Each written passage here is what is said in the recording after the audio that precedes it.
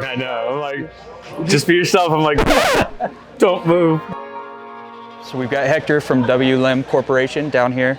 He's brought some amazing UVs and pumps down to the Rocky Mountain Koi Club's Koi Show. This is obviously one of our larger scale UVs. They are from the Amalgam series, so it's a lot more powerful. So the ozone UV. can be put right into this UV as well? Exactly. So we have 6 total lamps. So if we wanted to, we can just convert any one of these and give you guys ozone capabilities.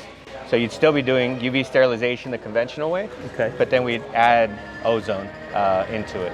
Same body as everybody's used to, but now with the hybrid capability. Just the ozone just yeah. slides in. And what is the difference then with the ozone compared to the UV, the traditional UV? With UV, all the sterilization happens only at the unit. Okay. So you have to draw that water in, you have to pump it through the unit. As it travels through, that's when we're sterilizing. So with the UV, you're only getting that once the water's passing past the UV unit, but with the ozone, that ozone's actually going into the pond and Yeah, cleaning it the goes entire remote. system. Exactly, it goes out, and there's a lot better reaction because all the water that's going through, as the bubbles are touching everything, it's getting used up. And the cool thing is the byproduct of ozone is pure oxygen. So you're oxygenating the water. So your oxygen levels are going to go up, which is overall better for your Always pond. a good thing for the pond. Yeah, exactly, and that's how you get all these social media ponds that kind of look like on the picture there, right? Where they're these super Pristine, blue, clear. crystal clear water. Yeah, exactly. And then we talked a little bit about how you have to be a little bit careful with the ozone that we don't get it too high. So is there a test for that, or how do you monitor? There is. So ozone is usually tested through ORP, so oxidation reduction potential. Basically what that's going to tell you is how clean the water is. So as you start pumping ozone in, you'll see your ORP levels start rising. In a regular chlorinated pool, you're going to get ORP levels that are 700 plus because the water's so sterile from the chlorine. But in a koi pond, 200 to 350 is usually like the max that we like to go with. 300, 350, you're going to see really, really clean, clear water. Yeah. And is that ozone, is it going after just water clarity, or is it fighting parasites and things like that as well? It does sterilize, and what it ends up doing is it removes tannins, so you will see water clarity improve drastically. And then it will also destroy any kind of pathogen, anything, basically anything biological. So amazing system that just takes care of, and you've got these systems for any size pond. Exactly, yeah. So we got them, whether it be in our small wave units, which are the standard, more, I guess, homeowner grade. And that's this unit here? Yep. More homeowner grade or koi enthusiast level. DIYers, they like using these. Or, then we upgrade up to our Skyhawk and our Desert Eagle units, are more contractor and commercial grade. Skyhawks are coming schedule 40, Desert Eagles are schedule 80. The bodies are more UV resistant, more impact resistant. Overall, yeah, you start getting into the more heavier duty stuff. Okay. So on a unit this small, can you do both ozone and UV then on something like this, or is this just one or the other? You can actually get units that'll have multiple lamps stacked up together. So if you're gonna have multiple units, we end up going with the bigger chamber with the 6-inch chamber here. And these units can also be retrofitted up to 4 lamps in one body. And again, you can have a combination of both UV and ozone. And the ozone in that. And the wattages are also something that we can mess around with, right? So for instance, this is a 119 watt UV. But if we add an ozone to it, you can have a little tiny 14.5 watt ozone just for a little bit of dosing, maybe just to get the color out of the water. Yeah. Or you can bump it all the way up to a 119. Oh, wow. So you can go 14, 25, 30, 36, 40, 58, 66, 86, 119. So very adjustable for whatever system Absolutely, you have. yeah. And like on this Desert Eagle, what is the gallons per hour that you can push through this? 60 gallons per minute, and they go up to about 120 gallons per minute. Okay. So good flow. Oh yeah. You can have some pretty good flow, and if you have more lamps, you can increase. If you have like a 4-lamp 119, you can have like 200 gallons per minute. So yeah, you can start. The bulkheads increase, or the unions increase, so we can have anywhere from a 2-inch up to a 6-inch. Oh, okay. So you can have all the way 6-inch to a inlet, 6-inch pipe. 6-inch outlet. Yeah. Very nice. So does this have any type of quart sleeves inside as well? Yep, it does. So got a pretty much a standard setup, right, for most UVs. Yeah. So here you have the quart sleeve that lives inside, and then your lamp would then live inside of that. Does the ozone unit go inside of a quart sleeve as well? It does. Okay. It does. So we do have, if it's only an ozone unit, it'll have a clear quart sleeve like that. But if it's a hybrid, we step it up. And the reason is because they're so powerful, they'll actually, they're better off if they're self-contained. So you get a 3/16 stainless steel sleeve for that one. Okay, so they're both in their own separate sleeves. Yep, exactly.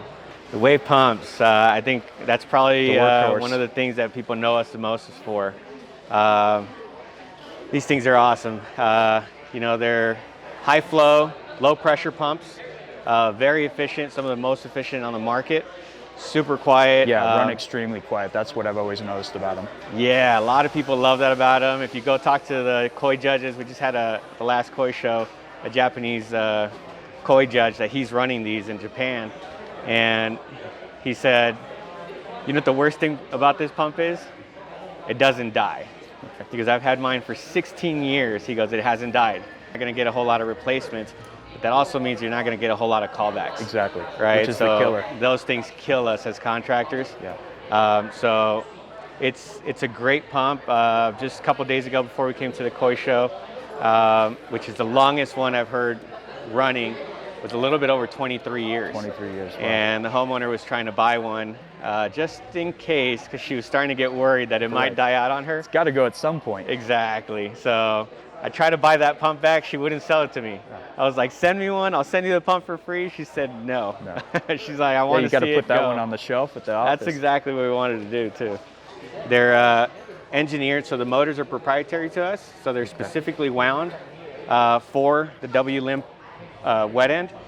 So our impeller, the body, is perfectly matched to the motor. So that's how we get the efficiency, that's how we get the longevity, that's how we get the quietness. Yeah, you're not getting the back pressure and things like that. Exactly. That So these are not just your stock motor, you know, off the shelf with the stock impeller and a stock body. These are actually, they were engineered to work together, each individual pump. So that's one of the benefits that you get is it's going to be a very, very well functioning pump. Go to our Dragons. That's where we start getting into higher head. We got some Dragons that are pumps. putting, you know, they'll do like 70 foot plus of head, and you still get pretty decent flow.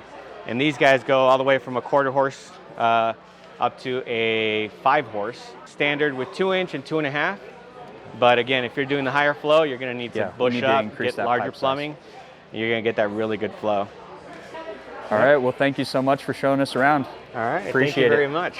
Thanks for swinging by. Hope you guys have a fun time here at the koi show, and good luck too with the fish.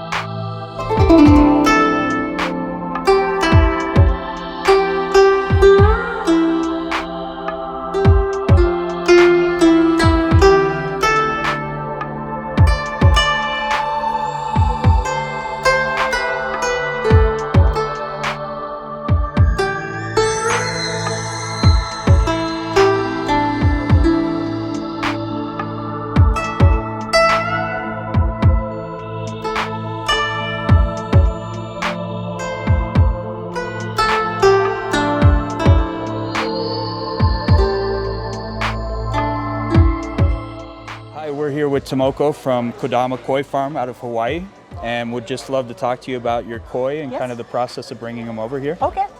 So yeah, can you tell me a little bit about these koi? You said we had some in here from Dainichi? Yes, our kohaku, not the big kohaku, medium-sized kohaku, and medium-sized showa from Dainichi. The other fish is mixed breeders. But Mixed breeders in this tank? Yes, mixed breeders in this tank. So this is tosai, jumbo tosai, and some of them, this one 2 years old. But most likely, we brought jumbo tosai. Yeah. Nice. See, I should have got the one I wanted quick because it's gone. Yeah. That nice little Shiro Atsuri. Yeah. Still, we have a nice Dainichi Showa available here, and some two big Showa.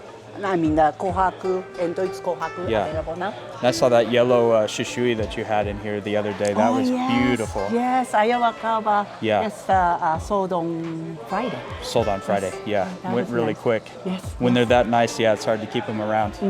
What's your favorite variety of koi? Variety of koi. Yeah. Definitely Showa. Definitely Showa. Yes. Yeah, that's my favorite Yes. too. Yeah, love the Showa. They're such a strong, bold fish. I know. So then changing the color and changing the pattern too. Yeah. So it's very fun to watch. Absolutely. Right? Yeah, and so everything that you sell all comes from Japan. Yes. So get shipped from Japan to Hawaii, and then Hawaii. from Hawaii to the States. Yes. Yeah. And then Hawaii to here, Right. Colorado. Yeah. Yes. It's a big trip they made. Yeah, absolutely. A big journey just to get here for everybody to see. Perfect. Anything else you want to tell us about Kodama Koi Farm? No, but Kodama Koi Farm is always available. It's online sell auction too. So anytime, 24 hours, 7 days, you can bid the koi, you can purchase the koi. Yeah, and you guys just celebrated a milestone. Was it 65 years in business? As a business? Yeah, yes. as a business. I started with from Mr. Kodama. Yeah. Yes, he was doing by himself and then growing now. Yeah, and Taro's his son, Yeah, correct? Taro's the son. And it's second generation. Second generation. Yes. That's amazing. And Taro's usually who we see at the show, so it's I great that you were able to know. come out. Yes, Yeah. yes. We've got 2 different shows going on this weekend, so yeah, everybody kind of got split up to cover both shows. Yes. Absolutely. Well, thank you so much for your Okay, time. We thank really you. enjoyed it. Thank you.